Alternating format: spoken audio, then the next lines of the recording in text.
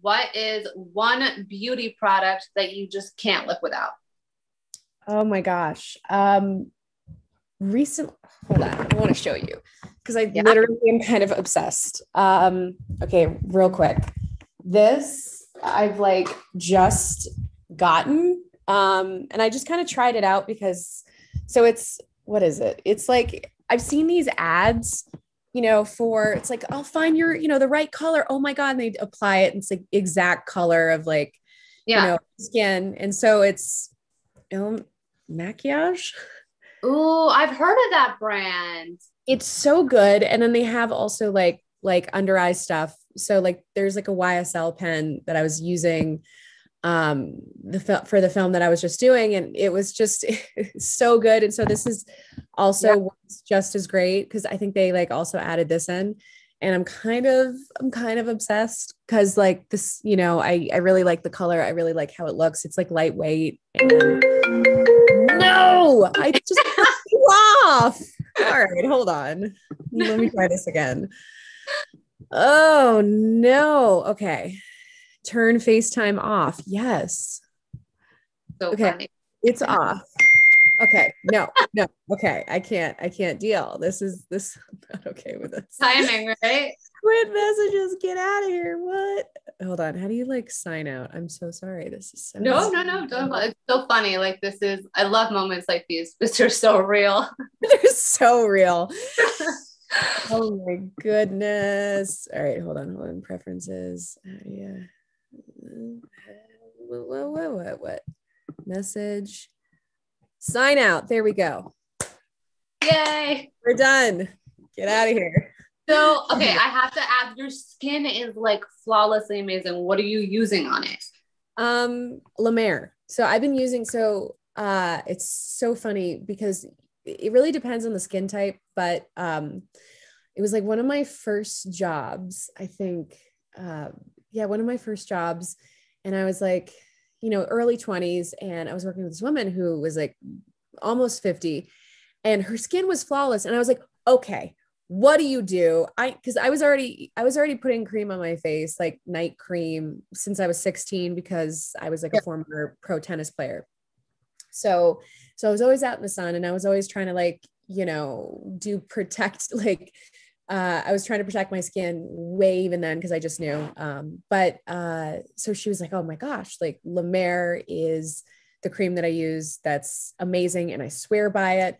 And I'm like, yeah, I don't know. Like, and so I've been using the La Mer like night cream, moisturizing cream since that moment I spoke to her. Well, so I've been using that for a while, and I swear by it. So anytime it's like I have a wrinkle or it's like, oh no, it's finally coming in, and then next thing you know, like I wear it, like I use it that night and then it's like gone, like no, it looks so good.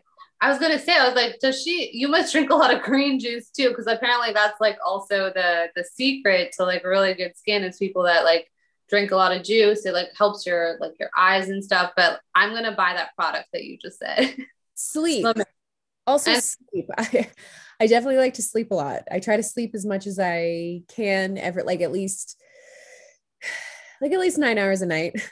I know that seems maybe a little aggressive, but like I can't always bank on that, but like generally, or I'll play catch up for like the following day. Yeah, no, sleep is so important. So important. Like that's really the big, but I've like tried like vitamin E oil and like my own sort of concoction of like stuff, like shea butter. Like I had this concoction where it was like shea butter and vitamin E oil and like I think it was like cinnamon because that like reduces inflammation or something. Anyway, so I've kind of tried like a lot of like natural stuff, but La Mer, because I think he invented this cream because his wife was the wife at the time, or I guess his wife had was in a fire and had all these burns, and so he wanted to create a cream. I hope that I'm getting this right. Otherwise, it's a really great tale. But I think this is what I heard, where he created this cream specifically for his wife to like heal and rejuvenate her skin. So The only thing that, I've recommended it. And so to one of my friends, she completely broke out. So I'm always like, ooh, maybe try the soft cream, maybe try the gel.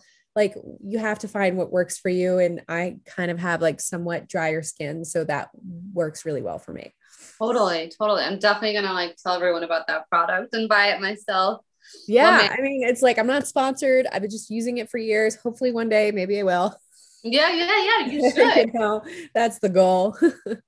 So, okay. So our next question is, if you could have cocktails with anybody, who would it be? What would you drink? It doesn't have to be alcohol. And what would you guys talk about? Good question. Oh, well, I've like thought about this question before. Can I have more than one, or is it only one? Yeah, of course. No. Okay. Well, it would be my dad, because my dad has passed away, because it's like dead or alive kind of thing. Yeah. So probably, yeah, it would be my dad. He loved red wine, or he had like a wine cellar. So, yeah, and then I would probably want to understand like my grandparents, because I've never met them before. Probably have a translate. Well, I guess he could translate. What language did they speak? I think like German, Lithuanian. Oh, wow. But like I would want to know and apparently I've found out in my family lineage from ancestry.com that I had four knights in 4 nights, and the pirate king, the ruler of Normandy, named Rollo, is like a great grandfather. So and so you follow the lineage of like his offspring, and you have like these, like, so like his great, so he had like, I would want to understand like who they are, that would be, I think, and then also maybe Jesus, because Jesus is cool, and Martin Luther King, and Carl Jung, to understand the mind. And then maybe like Joe Rogan to like hold the podcast, be like, whoa, this is so cool, man. Whoa, dude. So like, yeah, that would be really squad. There's like a nice group of people, like all like different mix, like leaders, someone funny. Totally. Well, yeah, I would want to have the balance. And then maybe Dave Chappelle, because I love Dave Chappelle. Like I know him, we're friends, but just for good measure, just to have some comedy in there.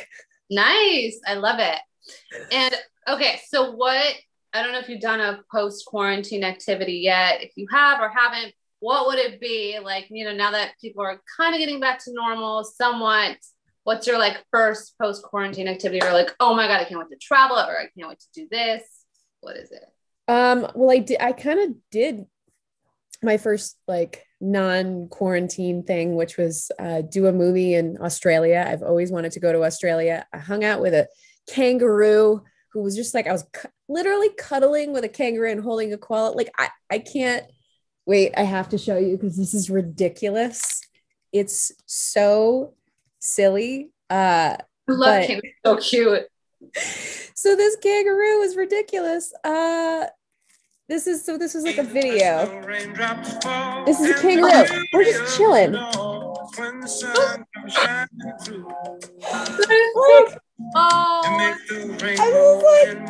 he's just so cute. Look, like we're cuddling. Anyway, so cute. He's like your best friend. He was like totally all up on you, like he's so comfortable. Yeah, totally. So there was this there's a koala kangaroo animal sanctuary, and so I went.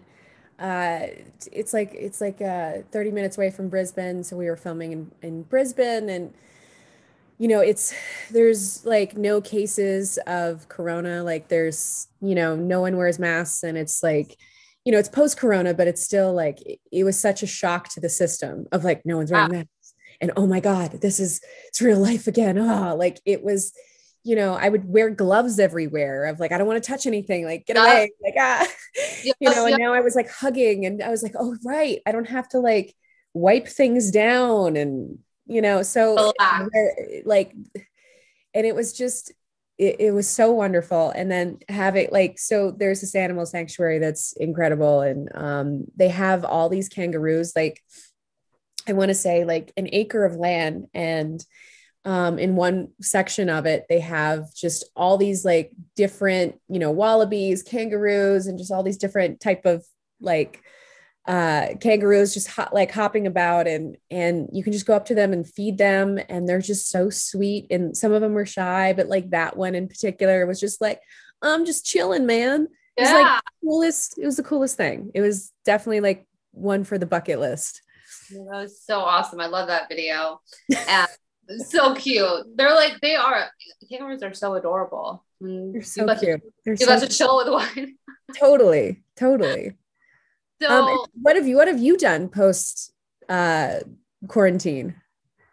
What'd you say? What have you like been excited to do like post quarantine? Just like be out. Like, I mean, I've gotten so used to sitting outside with my friends, just being outdoors even during the winter time. And I think I went to like an outdoor restaurant the other week, and I was like, oh my God, I'm so not used to this. Like these many people, and we were outside, but I was like, wow. Yes. I don't know how to socialize anymore with the like outer world. I don't know what to do, but traveling, like I'm excited to like get back into something, but I'm still not comfortable like going into the grocery store without a mask. Like I still want to wear a mask. Yeah. But other than that, I'm like, I feel like a little normal again, which is nice. Totally. Yeah. I've like been into stores without like a mask, but then I went to the grocery store and literally like there was very few people, but I was like, all right, this is a little aggressive. Like no one's here, but yeah, I know. Yeah. So, okay. So let's talk about your projects. I have to start with Jessica Jones. I'm a huge fan and I loved you on the show. I love her. And okay, so how did you get the role of Pam? Was it an audition? Was it an offer? Like, who did you call when you like found out you booked it? Oh man. So I was in New York with my boyfriend at the time, former ex, but so he had like some work stuff in New York, and so I tagged along. And my agent was like, hey, like, you know what, you should check out, your agency in like New York and blah, blah. So, they're like, hey, we're so excited. Like we have this like cool audition for you. And so I'm sitting down with them thinking like, okay, I have no expectations. This is really strange. I had read the script about 6 months prior, and I read for like Kristen Ritter's like role, but like she's perfect. Like, but I loved the script, and I literally put it on my vision board that I wanted to book Jessica Jones. Like, I kid you not. I wanted to book Jessica Jones, and I wanted to book a character. There were two pilots that year. There was Query, and there was Jessica Jones. And I kind of combined the two, where I wanted a character who, like, I guess, because she was like very comfortable in her sexuality. She was like a very beautiful character and filled with love. I like literally wrote this down. And then I wanted to film in New York. I wanted, I literally wrote this on my vision board 6 months prior. So I didn't know at the time that this was Jessica Jones, because they called it Violet. So, or something. So I was just like, oh, okay, cool, whatever. Going in for this audition, Violet. And anyway, so like the casting director and my agents, like immediately, like I had such a great read, and I was always like, New York was like the place to make it, and always like thinking, it's my first audition in New York, and thinking like, oh, like probably like, oh, they won't like me, like whatever, I'm not too New York, and they like loved me, and I was like, oh my God, and it was literally like, it just happened so quickly. And then I went back to LA, and they're like, hey, you have a call back. And so I went and got like a whole new outfit to kind of be like in the character of Pam. Yeah. And so my boyfriend at the time, like, he was like, no, I'm going to help you like get the perfect outfit. It was like very sweet. And so, anyway, so like I went in and yeah, I booked it. I was like, it was kind of unreal, because I knew like, and then I, found out that it was like Marvel and Jessica Jones, and it was sort of like, and like immediately, I think I was back in New York or something, I want to say. And yeah, I think when I got the call and I was like, oh my God. And and then I called my boyfriend. I was, oh my God, I booked it. And so, Wow. yeah, it was just like, I mean, it was pretty surreal to have that on my vision board, to make that happen, to, it was such a wonderful character to play in such an amazing world to be a part of, the Marvel world. Yeah. It's one of my favorite roles, favorite characters, like, I just love the pilot. And there's very few times that you get to work on something that you actually would want to watch. You know what I mean? So that was sort of like my goal. It's like, well, would I watch this? Would I do I really like this? Like that sort of. Yeah. Wow. The power of manifestation is so real. I'm a big believer in the vision board. Right? Thought process and your mindset being open. It's like when your unconscious and your conscious is aligned, that's when you can manifest. When you really believe it, you let go of the negative programs and you like turn them into positive ones. And also like they totally made the right choice. I mean, I salute the casting directors and the producers. So yeah, I totally, it's so interesting though, because sometimes it's like when I feel like I haven't manifested, or if there's a really big ask, I'm like, well, what's coming up for me that's like blocking this? Like because sometimes it's like we want the thing, and then there's all these like we have different, like a different value system that goes against. So it's like it's trying exactly what you said. It's aligning all those things and making sure like, well, why do I want this? Is this for like the highest good? Is this for like, is it for ego, or is it because, because I've certainly like because I have like a vision board and like things that I've, finally wanted, and then I look at it, like, I'm like, I think I wanted a blue check because I hadn't been like blue checked. And I was like, that's kind of dumb. I mean, it's important for like kind of the business, but I was like, this is superficial. Like ask more intelligently. Like I just remember thinking like there was like just superficial things that I was just like, yeah, no, but I think everybody does that. And like, I remember my mentor once said, he's like, when people are like, oh, I want to make a lot of money, he's like, that's not really what you want. He's like, you want the freedom. So it's like how you want to feel is what you really want. It's not about the object or the thing. It's like, okay, I want this job because why do I want it? Oh, I feel passionate. I feel fulfilled. It's the emotion behind it more than the thing, the actual thing. It's how you want to feel. Yeah, money is definitely like, I've had to kind of like untangle that whole idea of money, because yeah, it is definitely freedom. You want to be able to turn things down that you don't want to do. You know what I mean? You don't want to have to feel like obligated to be like, man, I hate this project, but I need to make a paycheck. Like, you always want to be passionate about what you're doing and not feel like, is this adding to my life? Am I my best self? Is this, for the highest good? Yeah. Totally. No, I love that. It's so like mind opening type of view. And you have other projects. So you have 2 movies coming out, The Forever Purge. Yes. And what is the other one's called King Richard. So, okay, tell me about your characters and also like what's been the most rewarding experience out of both. Oh man. So interesting. I went through a really tough time in my life previously on Susie. Sorry. I was just like, every time I hear previously, I just go back to it's like a Pavlovian response to, anyway, doesn't matter. So when I was in 2009 or 2018, the house that I was living in, that I was renting, burned down, and I lost everything I owned. And it was like I'm seeing this guy, and like it was like this whirlwind, and then we broke up, and and then like a month later my house burned down, and then it was and then my grandma died. It was like literally boom, boom, boom. And it was sort of like God's way of putting me, like being like, hey, listen, you're having a timeout. We're gonna like just so 2019 was really like a year of reflection.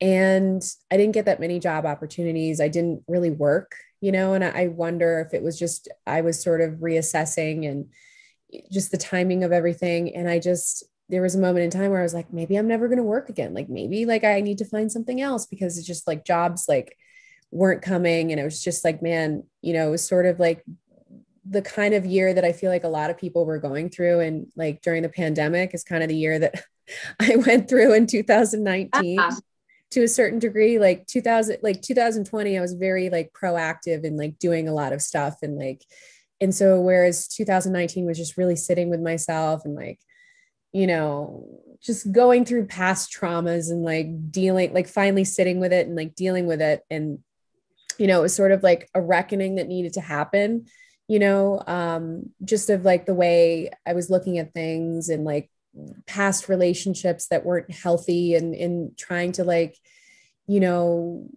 really figure out like what kind of things do I want to attract in my life versus like, there's been relationships that weren't healthy, and how do I like align myself with, for first of all, me being, the best I possibly can be and me being healthy. And so how can I align myself with like, really healthy relationships? So I think like that year, I was really okay and really sort of letting go of maybe never working again. And so when that finally like happened, it was like the end of the year, had no expectations. I went in for this audition, and it was like full on like for the Purge. It was so, so first of all, again, I had no idea what I was auditioning for.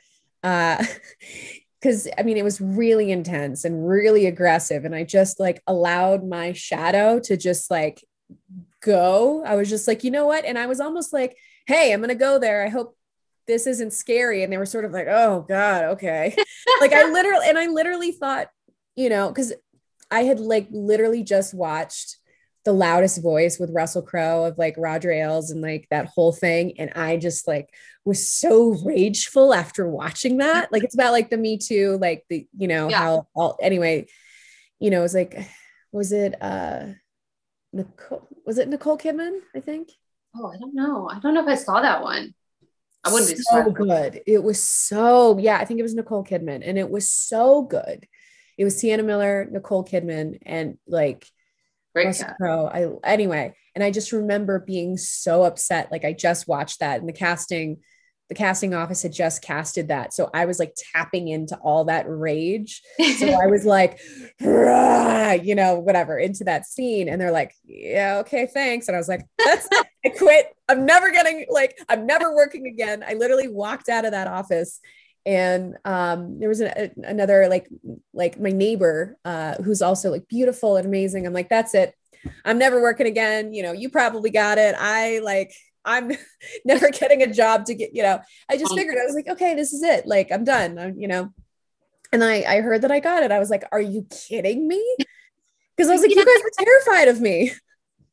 Which is what they wanted, right? Well, which is what they wanted. So it was like, yeah. And so then shortly after that, I ended up booking King Richard, and we're working with Will Smith. And I was like, okay, I guess I'm, continuing to work again. Like, I guess this is still like a real thing. And Will Smith, I mean, he is the best. He was my hero growing up. He was the voice in my head as a kid, like Fresh Prince, like I would learn his dances, like as a kid, of getting jiggy with it. Like, like Men in Black, like he was the ultimate like movie star for me as a kid. And I just heard so many stories of just how amazing he is as a person, and how personable. And I was doing this like modeling gig, and it was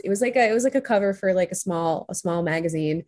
It was called like Boca Magazine. And I was wearing this $1.2 million necklace, like diamond necklace around my neck. And there was a bodyguard.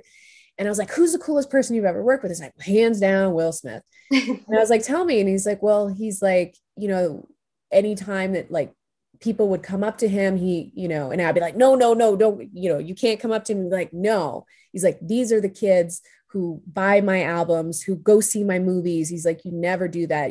I will always say hi. I will always sign an autograph because these are people like who love me, and I will always like be great to them. And I just thought, man, like what a class act, like what a wonderful human. And, that's not an easy thing to do, especially like if you're living your life and, maybe there's like, a moment that's really like some deal goes wrong, or you got in a fight with, a friend, like whatever like happens in real life that we all like could be going through, and, and you're making somebody's day. And so I just, I thought about that. I was like, man, what a wonderful guy. And then, he also, there was like another movie that I like heard about that he would, in the middle of the night, like people were really tired. So he comes and like brings everyone donuts. And so, I recently did that like for my movie. And so I like, I spoke to him about it. I was like, hey, remember that time where you like just bring donuts to like set? Well, it's like, you inspired me to do that. And he was telling me that like Quincy Jones was the guy who taught him that, to make sure that everyone's taken care of and everyone feels valued, and that like donuts go a long way. They definitely do. So like he's working with him. I mean, our scene, was great. And he's just so generous. And he would like, what was so cool about him is he would play with me. So he would like not in the scene. I was expecting him to give me more of what I wanted. And then he wasn't. And I was like, oh, okay. I have to figure this out like a puzzle. And so it's so cool to play and to, have those moments where I felt really, really challenged. And I'm like, oh, this is why I do what I do. This is why I love what I do. It was that ability to like listen and to play and to like, find like, all these different moments of like, oh, he's not giving me what I want. Okay. All right. Okay. All right. All right. Yeah. I love that. So he made it like playful and like improv, like it's like improv without even improving. It's just like it really was totally the reason why I've wanted to do this from the get-go. I love it. I can see you like lighting up when you talk about it, and it's just amazing. And the script is like, it's such like, they really got junior tennis right on. I mean, I was a former tennis player, and that world is just, it's just so crazy. So I mean, it's very best in show, like with kids, we're the dogs and like the traumatized dogs of like the crazy people who are like handling the best in show. And so they really, I mean, the story is really about Richard Williams and having this really unorthodox approach to raising his kids and making sure that, yes, they're going to be tennis champions. I mean, this is so wild. He decided he was going to have two girls before he ever had two girls, and they were both going to be tennis champions, one in the world and two in the world. Doesn't even know how to play tennis.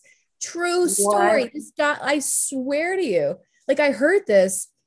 So I heard this from, Malcolm Gladwell is like he's a dear friend. And so we're in the car and I'm like, oh yeah, I booked the movie. He's like, do you know this story? He's like, it's fascinating. And I was like, come on. He's like, no, you don't know the story. And so he starts telling me, and I'm like, what? I'm like, what? So mind blowing.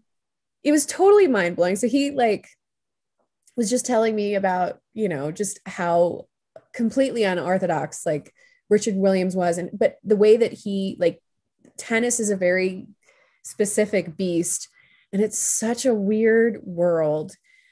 I mean, I feel like partly why I got out of it was I don't love the world so much, just because like it can be very kind of snobby and uppity, and it doesn't make me feel like it never made me feel good being in that kind of environment where,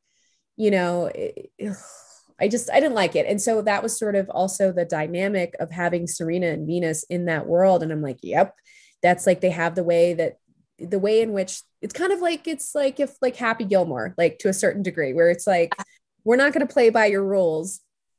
We have our way of like doing it, and it's totally fine and totally great. And so, I think there is this idea in this certain way of, I guess, like of even, going about it where Richard Williams, he's like, you're not going to play junior tennis. Like, you're not going to play junior tournaments. Like, I'm pulling you out to, protect you because like, I see how the kids are, like, they're constantly, have all this pressure and it's insane and it's not sustainable and you're going to break down your body.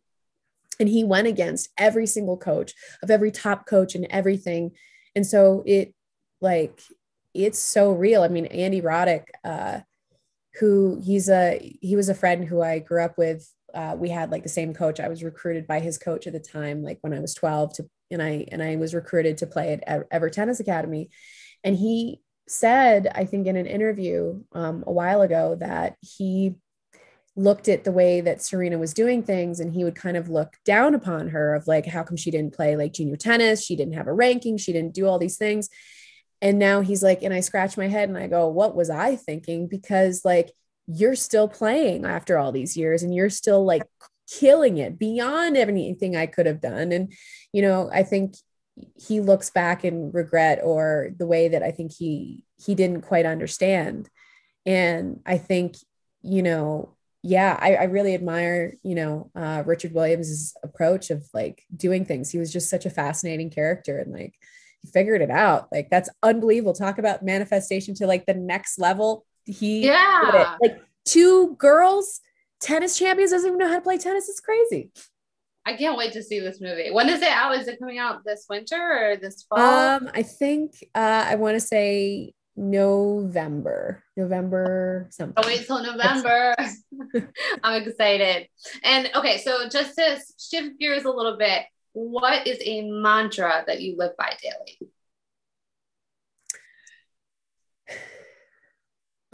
I guess it depends. I guess it depends on what I'm needing at the time, but yeah, I would say when I would play tennis, sometimes I would like chant, I believe, I believe, I believe, I believe. Like, if I wasn't, if I was like down a match or down a set and like all like everything was against me, I would just like chant that. But now I would say I'm just trying to be kinder to myself. I'm trying, like, every time that I'm like, if I say something that's mean, I'm like, no, no, no. I'm like, you're awesome. I was like, no, you're great. I was like, I love you. You're wonderful. So it's kind of like this idea of reparenting and trying to be encouraging to myself. And if I do like make a mistake or mess up and I'm like, oh man, I shouldn't have done that. I shouldn't have said that. I shouldn't have, like, I could have handled that better. I'll try to give myself like the rule of thumb where it's like, really think about it and like, but not completely punish myself, but like according to how bad I fucked up is to make sure, like, the rule of thumb, I'm not going to harp on this forever. I'm going to think about this. How could I have done better? How can I fix this? How, whatever. And then also just be really encouraging. Yeah, I don't know. I'm just, I'll be cooking. I'll be like, look at you go, look at your cooking and look at what, like, whatever that is, or like, look at what you're doing. So I don't necessarily have like a mantra, but I would, I feel like in the past I have, but now I'm trying to more intelligently align myself with like what's presently needed. Yeah. But like, also, what is my like, am I doing this for the highest good? Like making sure, because it's like the things that we think that we want are not actually the things that we want, so it's like trying to like figure out what those needs and values are and how we like to align them. But I do think, being like, yeah, because I think probably, for all of us, for the human race, I think we can be pretty mean to ourselves, so it's like, right. Absolutely. So it's like, how can I be more loving, more kind, and if I do fuck up, then like, how do I, like learn the lesson and like move forward? And I think about this a lot too, because I used to be really harsh on myself. And I know that everyone is harsh on themselves, but I thought about, I'm like, if I spoke to any of my friends this way or my family this way, would I have any friends or people around me? And the answer is no. So how do I speak to my friend if she comes to me for advice, is like, oh, I messed up, I did this. How would I talk to that person is now how I have to apply it to myself too. So I try to do that. I'll talk to myself and I'm like, okay, what is it that you need? Why are you feeling this way? I'm like, same. Yes. Yeah, but it helps you. You're like, okay, this is where the self-love comes in, is by having this conversation with myself in like a kind way.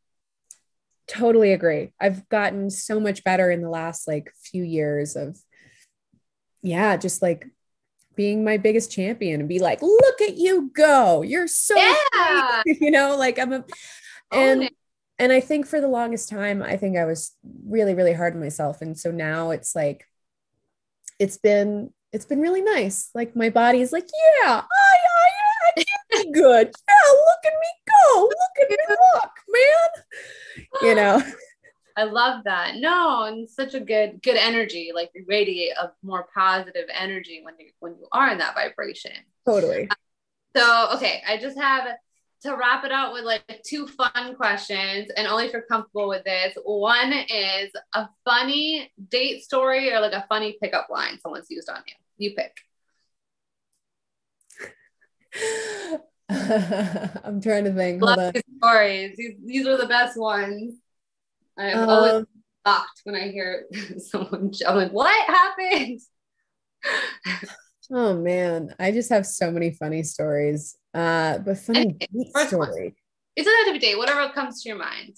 Whatever's like a funny story that comes to your mind. Oh man. Share with the world. Stories.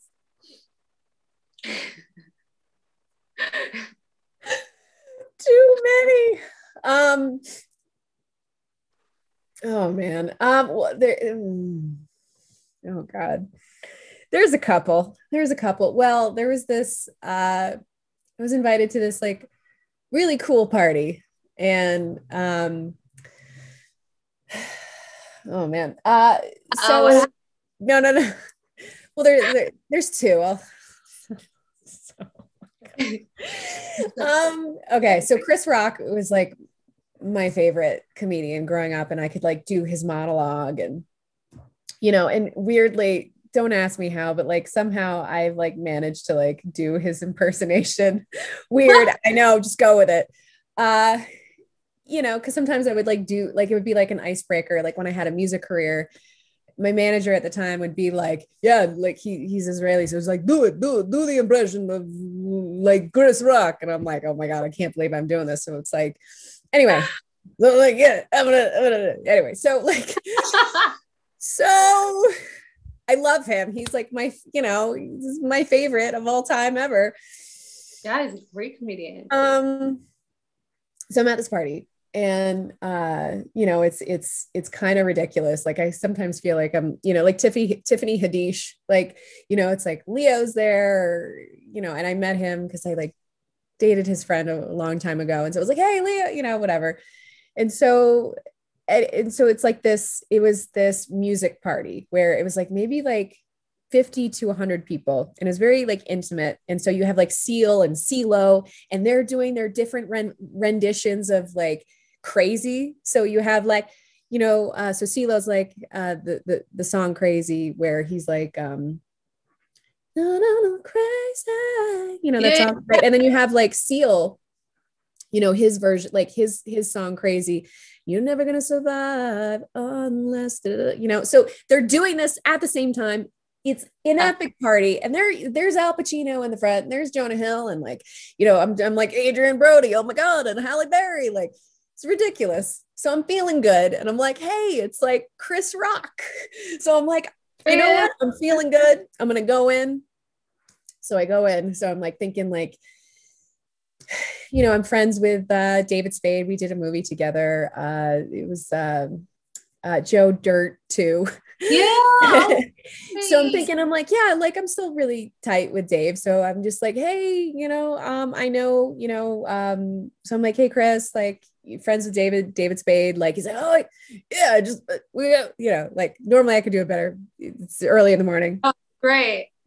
So he's like, yeah, I just got back, you know, from seeing him. And I'm like, cool. I somehow decide that this is a great idea, that I'm just like, and so I go into this whole thing about how much like how awesome he is or whatever, and how much like I love, like, I'm like, man, I was like, yeah, I was like, your monologue, like he did something in like 1999 about sexual harassment, and it was like a really funny bit, and it still holds up today because of everything of the Me Too watershed moment, you know. And so I'm like going into it, and suddenly I decide that I like just start doing the monologue, you know, and he's just like, and he like slowly walks away as my best friend is just dying laughing, just like, oh my God, this is hilarious. I love this. And I'm like, yeah, you know, and I'm just like, cool. And I like, well, out of like, oh my God, did I just, she's like, yeah, you did. And I was like, cool. Oh my gosh. Did you ever see him after that again? I did. I know. So I'm friends with, you know, Dave Chappelle and his crew, and was invited to this like intimate, like it was like, he does these like pop-up shows. And so this is like when he was working out his material for Sticks and Stones. And so Chris Rock was there. So he brought him up on stage, and, you know, they're doing like a whole bit, like for like 2 hours.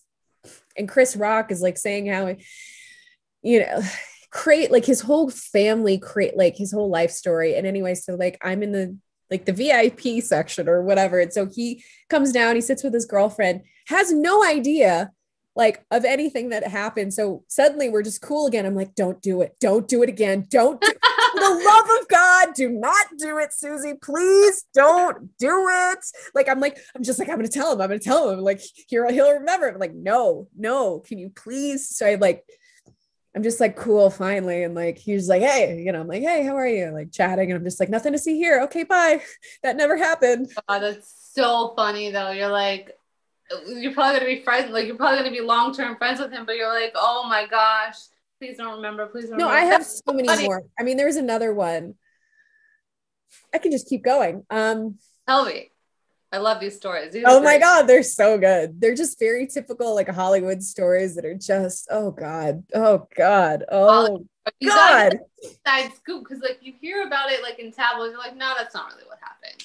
Like, I want to know what really happened. So a friend of mine, so Edgar Wright, he directed Baby Driver, and he had this like epic New Year's Eve party. And so I, you know, walk in, and there's like John Hamm and Bill Hader, and, you know, and so we're chatting, and I've seen Sarah Silverman like around, and she's there too. And so we're all chatting, and it's all great. And I kind of had like a crush on Bill Hader. Oh, like he's just so funny. He's so funny. And I love SNL. Like, I really love comedians. Like I have such a soft spot. And I loved Barry. Like, I just thought it was like hilarious and really funny, and that he wrote, produced it. And so anyway, so I'm talking to him, and in walks like Brie Larson. This is like right at like before her like Marvel, like whatever. Yeah. And I'm thinking like, you know, I'm feeling good with Bill, and like it's going well. And all of a sudden Brie walks in, and it was just like, you know, and I guess we're kind of all chatting. And then suddenly, like, you know, now they're chatting. It's like, oh my God, I just heard so many things about like Marvel. And I'm like, crap. So I'm thinking of like, all right, it's over. And so I'm like, you know, making my way around the party, and Kat Dennings is there. She's like, Susie, oh my God, like blah, blah. And we become like, you know, friendly, and she's so sweet. Yeah. I feel like I don't care. It's fine. So anyway, so I'm thinking like, you know, like, no, I'm going to like talk to him again. And like, we were having such a great conversation, but now they're like kind of like gone off and doing their own thing. And they're like, you know, by like the pool. And I'm like, oh no, not the pool. And I'm like, man, I think game over. Like it's not happening for me and Bill. Anyway. So finally, like, so it's like New Year's party, clock is about to strike like 12, and I'm just feeling kind of like sad. I'm feeling like, oh man, like it's just not really working out for me tonight or whatever. So I'm like, so I see like John, and he's like, hey, you gonna go downstairs? Like that's where everyone is. And I was like, I'm just feeling sad and mopey and like drinking champagne or whatever. I was like, yeah, okay, cool. So I start to make my way down, and this is like literally like maybe 30 seconds before the ball's like dropping. And as I like walk down the stairs, just the whole time down the stairs, just in front of the whole party, You just fell like, downstairs? just fully on in like, like just full on slide down all the way, champagne all over me. And everyone's like, whoa, just turns around. And I was like, oh my God, oh my God, oh my God. And they're just like, oh, are you okay? That was bad. I'm like, I'm fine. I like literally just jump up and so suddenly Kat was like, hey, Susie, get over here. And I'm like, oh, thank God. Kat, I love you. You're so funny. You're so great. And all of a sudden they're like, it's like, 5, 4, 3, 2. And then there's Bill and Bree right slam next to me. She brings me in right now. She's like, hey, and they're like literally right here. And then they're just kissing. And I'm just like, she's like, hey, is this great? And I was like, Oh, I gotta go. I gotta go. Oh my gosh. And you're like, you were the life of the party though. You're like, I'm gonna walk away because you're making out awkward. Oh my gosh. That's a great story. But like, think about it, like now you can look back and like laugh at those things and makes a really good story. Yeah. Yeah. And you picked yourself up right after you fell. After you slid down, you picked up and Kat was calling. This is just typical for me, actually. But you owned it. I love it. This is honestly just like how sometimes I just find myself in these like I just, for better or for worse, I sometimes have no filter. So it like makes for an interesting story / you know what you're getting, but also like it's just ridiculous and hilarity ensues. So it is what it is. I've learned to embrace it and be like, yeah, that's like the part of me that, kind of like looks down and goes, haha, like she's so hilarious. Like, oh, bless your heart, sweetheart. Like, but I now just find it more amusing. And it's like, I'll always know I'm like, this is going to be hilarious, like days from now. And right now it really hurts and it's so embarrassing and tragic. But, a few days or a few months from now, this is going to be like a great story. I mean, I wish people would share stuff like this on Instagram, for example, because like we see this version of someone's life, right? It's like, oh, they look perfect. They're all glammed up. They're walking the red carpet. And those things are really nice too. But to see those real moments, like, oh, like epic fail, that is just so much more relatable and honest and real. So many epic fails, by the way. I could keep going. Let me just pull out my list of epic fails. It's like, I love it. I love all these. Like, I am very entertained. Like, my friends are definitely entertained by the whole, like, they're like, you need to have a show. I'm like, I'm working on it. You should. You should. Okay, so just to wrap it up, the last question we always end with is, what have you never done? So like, never have I ever skydived. Oh, nice. A lot of people say this. I'm like, skydiving is pretty petrifying. I mean, just, you don't want to die jumping out of a plane. Well, I've like dislocated both my shoulders. So like I apparently, I guess, like if you've had your shoulders dislocated, you can't like do it. So you know what? I'm like, I don't need to do it. We're good. Thank you so much, Susie. This was like, I literally could talk to you forever. You're so much fun. I love your energy. And we definitely have to like meet one day. I'll be in LA in the fall in October. I'm going to follow you on Instagram right now, by the way. Oh my God, wait, where are you? I'm in New York. Oh, I love New York. I mean, I'm in Westchester, so like I'm outside of the city, but. Oh my God, is New York back? Are we back? I think so. I think I haven't been in the city in a while just because I've been like, here. But I want to go back. I'm like, I want to go see the city and Central Park and just like walk there. But I miss LA too. So yeah, we should definitely connect. I love that. Absolutely. Hit me up. Thank you so much. And I'm going to follow you right now. I'll send you a message. Thank you, Susie. I will follow you back, girl. Thank you. Well, thank you so much. We'll be in touch and yeah, hit me up. Okay. Have a great weekend. Thank you. You too. Enjoy New York. Thank you. New York. Okay. All right. Bye. Bye. Bye. Bye.